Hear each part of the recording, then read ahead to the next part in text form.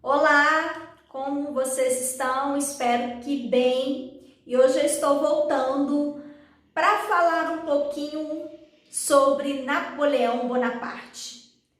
Como eu falei na última aula, Napoleão Bonaparte dissolve o diretório, dá um golpe apoiado pela grande burguesia, pela alta burguesia e se torna um cônsul na França. E aí a gente começa o período do consulado. A era napoleônica, ela tem três fases.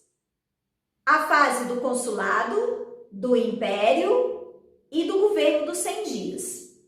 Bom, então vamos para o consulado, que é de 1799 a 1804. Nessa fase, Napoleão Bonaparte, com mais dois cônsuls, inicia uma reforma ali, uma reforma na França. Nesse período, nós vamos ter um impulso aí do desenvolvimento econômico da França. Então, o Napoleão Bonaparte, nesse período, a maior criação vai ser o de um código civil, um código de leis para a França. E esse código de leis se chamou Código Civil Napoleônico, levando aí o nome do Napoleão Bonaparte, que ele faz questão que leve o nome dele. E nesse Código Civil Napoleônico nós temos a defesa da propriedade privada, a igualdade jurídica das leis, e nesse Código Civil, a principal era essa questão da defesa da propriedade privada. Nós temos aí também a criação do Banco da França. Então, começa um olhar intenso de Napoleão para o desenvolvimento econômico da França. Nesse Código Civil, nós vamos ter também Napoleão Bonaparte tirando aí as mulheres dele. Então, as mulheres, na época de Napoleão Bonaparte, realmente elas têm aí um papel submisso, Ele reforça essa submissão aí das mulheres.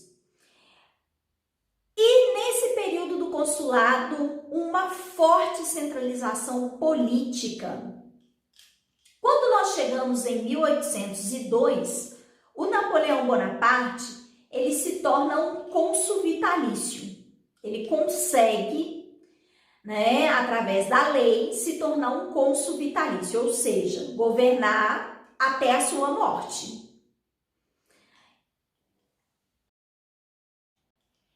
Em 1804, através de um plebiscito, Napoleão Bonaparte, ele se torna imperador da França. Então começa aí o período do Império, que vai de 1804 a 1815. Bom, então vamos para a polêmica da coroação do Napoleão Bonaparte. Napoleão Bonaparte, então, se torna o imperador e a gente vai ter a cerimônia de coroação. Muito polêmica, por sinal. Então, vamos lá. Ele vai ser coroado na Catedral de Notre Dame, aquela que pegou fogo em Paris o ano passado. E lá ele reuniu, toda a classe política francesa, a alta burguesia e o Papa, que fazia, as coroações.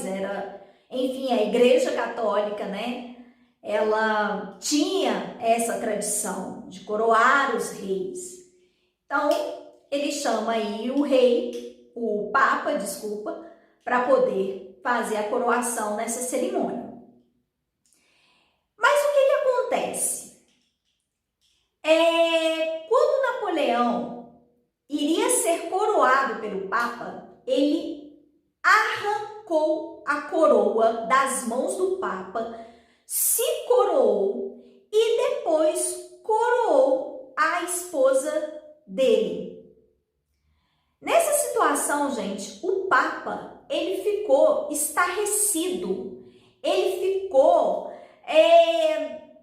numa situação em frente àquela multidão de dar pena. O Papa, ele simplesmente não sabia onde enfiar a cara, ele ficou na maior saia justa com aquela situação que o Napoleão Bonaparte o deixou. Mas é lógico que Napoleão Bonaparte tinha tudo, como sempre, organizado na sua cabecinha maquiavélica, né? Porque era essa situação mesmo que ele queria deixar o Papa, a Igreja Católica, mostrar para as pessoas que ele era um poder maior, que ele era a centralização do poder. O poder dele era muito maior do que o da Igreja Católica. Então, Josefina, a esposa de Napoleão, foi coroada por ele. E tem mais, o Napoleão Bonaparte, ele encomendou um quadro, que é um quadro famosérrimo da coroação. E esse quadro, né, ele foi feito posteriormente à coroação. E o que acontece? Ele manipulou até mesmo o que seria colocar no quadro. Ele falou exatamente para o pintor o que ele queria. E o que acontece, gente? A mãe do Napoleão Bonaparte, ela estava brigada com ele, porque o Napoleão estava arrumando confusão com dois irmãos. Então, tinha uma confusão do Napoleão com esses dois irmãos e a mãe dele simplesmente não foi na coroação. Não foi na coroação, não compareceu. Pois Napoleão Bonaparte fez o pintor colocar a mãe dele na plateia. Exatamente isso, ela estava lá na plateia. E outros membros da família do Napoleão, que também não tinham comparecido, estão lá nessa obra que é uma obra aí da coroação de Napoleão. Hoje ela se encontra no Museu do Louvre e nós temos uma réplica dela também no Palácio de Versalhes, na França. O que acontece? Bom, como imperador, alta centralização política, Napoleão Bonaparte queria transformar a França na grande potência mundial, sendo que quem ocupava esse cargo era a Inglaterra. Então, a confusão dele seria agora com os ingleses.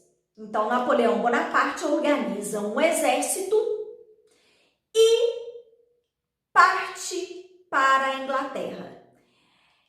Bom, e aí, gente, veio a grande derrota de Napoleão.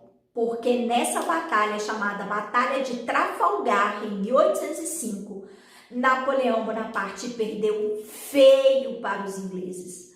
Perdeu muito feio para os ingleses. E Napoleão, ele simplesmente não aguentou essa derrota. A derrota ficou aqui, ó, entalada na garganta dele. Então ele pensou, bom, se eu não posso combater com os ingleses em campo de guerra, porque os caras têm um exército muito superior ao meu, eu vou arrumar um jeito de destruir. E destruir os ingleses seria por onde? Pelo mercado, pelo comércio. E era isso que fazia dos ingleses a grande potência mundial. Então Napoleão decreta aí, em 1806, o bloqueio continental, no qual nenhum país da Europa poderia mais comercializar com os ingleses. Os franceses iriam abastecer todo o mercado europeu, ou seja, alavancar a produção francesa e abastecer esses mercados. Então, com isso, nós temos aí a decretação do bloqueio continental e os países europeus, eles, no primeiro momento, eles obedecem a esse bloqueio continental, porque simplesmente havia um grande medo do exército napoleônico, que começa a conquistar vários territórios franceses, vários territórios europeus. Então eles começam a conquistar e a mudar todo o mapa da Europa. Então nesse período da era napoleônica, nós temos uma mudança radical do mapa europeu. Bom, e nesse bloqueio continental nós vamos ter um caso, que é o caso de Portugal. O Dom João, ele simplesmente não... ele era um sujeito imparcial. Portugal era submisso aos ingleses, tinha ali vários tratados com os ingleses, dívidas com a Inglaterra, e Dom João simplesmente não conseguia comprar uma briga com os ingleses. Portanto, ele ficava em cima do muro. Ele não se declarava nem do lado da Inglaterra e nem do lado da França. Até que Napoleão Bonaparte, super nervoso que ele era, ele falou o seguinte: olha, ou você decide, meu filho, ou você está do lado da Inglaterra ou você está do lado da França. E Dom João era extremamente indeciso, medroso, ele não tinha afirmação, né? Ele não conseguia assim, se impor, ele não conseguia decidir, mas burro também ele não era. E aí o Dom João, naquela pressão, sem saber o que fazer, com medo de comprar uma briga com Napoleão, ele resolve então fugir para onde? Para o Brasil, exatamente, vir para a colônia e Brasil.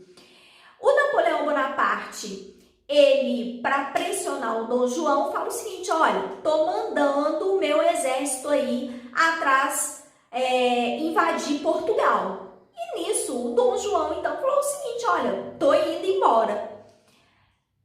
O Dom João, junto com toda a família real e também toda a corte portuguesa, mais 3.000 pessoas, fogem de madrugada do porto de Lisboa em direção à sua colônia Brasil. Bom, e nós vamos ter também a Rússia. A Rússia resolve encarar Napoleão e furar o bloqueio continental. A Rússia começou a comercializar com os ingleses e furou o bloqueio continental. Napoleão, então, resolve invadir a Rússia. Ele vai invadir a Rússia no final aí do ano, em 1812. E o que acontece? Napoleão manda para a Rússia um exército de 600.000 soldados. Quando a gente fala 600.000 soldados, cara, é muita gente, mas não muita gente para o território russo, que é imenso. Bom, e o governo russo, então, começou a fazer uma estratégia de guerra para combater esse exército antes que eles chegavam na capital. Antes deles chegarem na capital, e adotaram uma técnica chamada uma técnica de guerra, que é a da terra arrasada. Então, o que acontece? Os russos começaram a colocar fogo nas cidades por onde o exército francês iria passar. Então, quando eles chegavam na cidade, estava tudo queimado, não tinha nada, não tinha ninguém, não tinha nada. E o exército francês, né, ele dependia das cidades que eles iam ocupando, porque ali eles iam adquirir alimento, eles iam roubar, eles viviam dos saques, né? Então não tinha como você carregar comida, água. Então os exércitos, quando eles iam invadindo um território, eles iam o quê? Saqueando os locais, eles iam roubando. E aí os russos iam colocando fogo em todas as cidades por onde os franceses iam passar, até mesmo eles colocaram metade do fogo na capital da Rússia. Bom, com isso, gente, não deu outra. O exército francês perdeu feio para os russos. Foi a grande derrota para aí os franceses. Então, Napoleão Bonaparte, ele vai perder aí praticamente todos os seus soldados nessa batalha aí contra a Rússia.